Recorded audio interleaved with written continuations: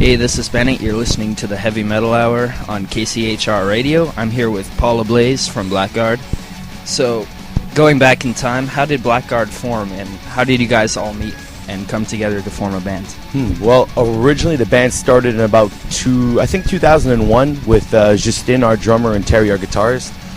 So they formed the band under the name Perfugus Mortis, and they went through, as any bands starting up, they went through a lot of lineup changes. They're just kind of getting things together. Joe joined the band, I believe, later on that year or perhaps the year after. And then they had they had another guitar player, and we had a violin player at the time too. Myself and Etienne, our bass player, we joined at around 2005 or 2006. We joined pretty much at the same time.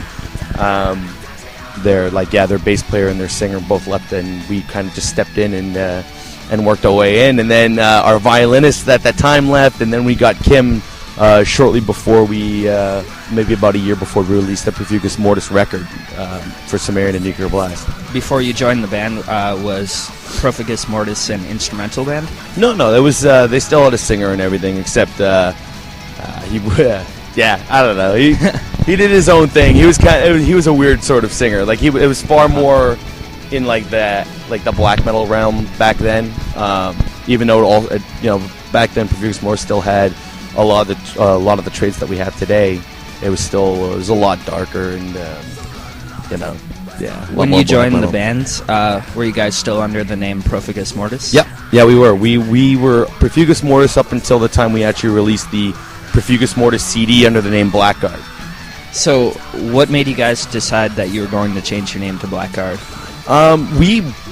We released our record under the name Perfugus Mortis, but before that happened, we were actually considering changing the name then, and that was around, I think that was around 2000. It was like 2006 or something like that. The record was called So It Begins, and we wanted to change the name back then, but we never really got a chance to.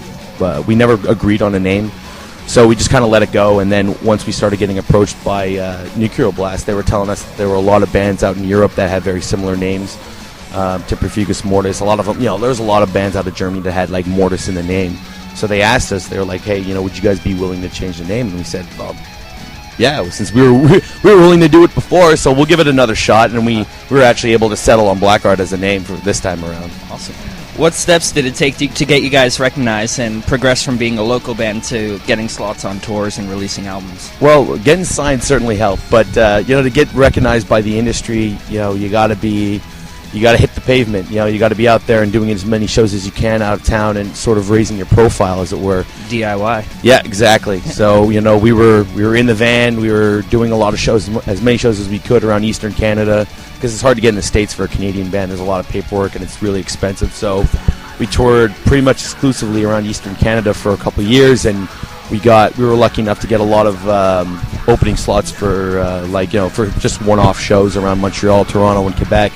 We opened for Finchroll 5 times before we got signed, and bands like that. We've opened for Lacuna Coil, Ingrid Malmsteen, Behemoth, Kalma, just a ton of bands like that, and that's the kind of things that can really help your when the industry sees that you're opening big shows infrequently, then they start to pay attention a lot more. Then we had a lot of networking, just a lot of shaking hands and talking to other bands.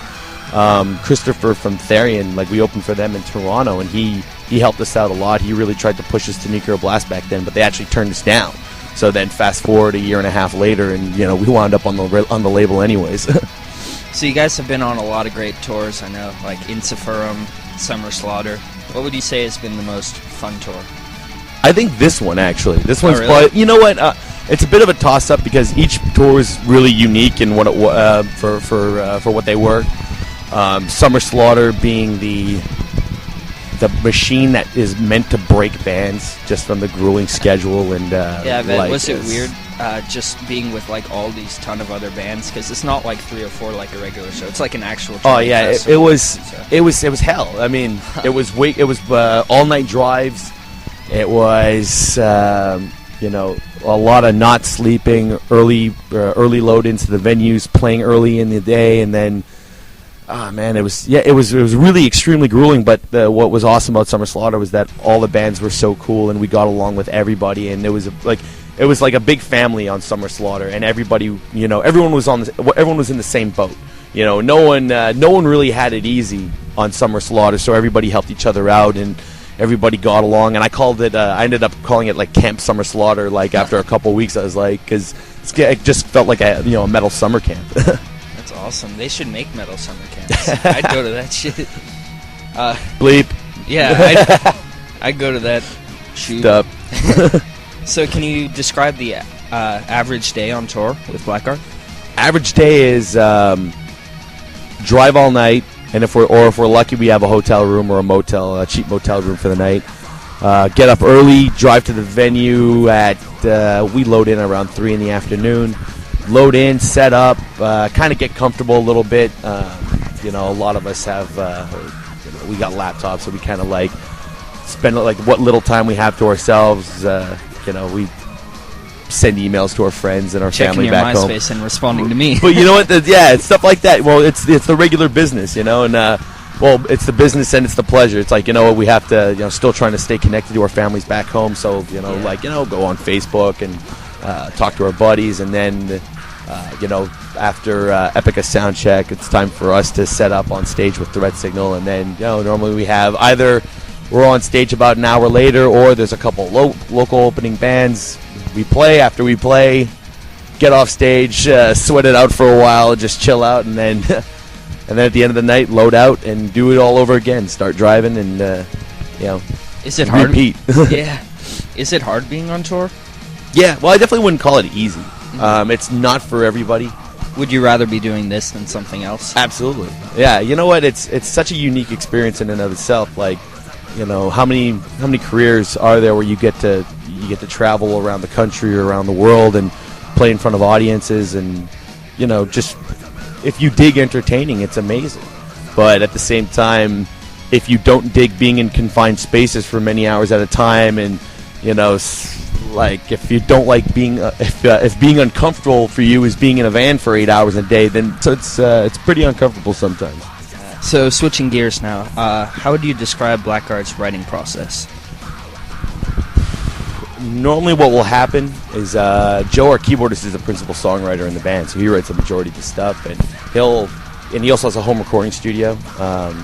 So what he'll do is he'll kind of come up with the skeleton of the song, and he's really good with drum machines and everything, so he'll program the drums, like just basic beats and everything.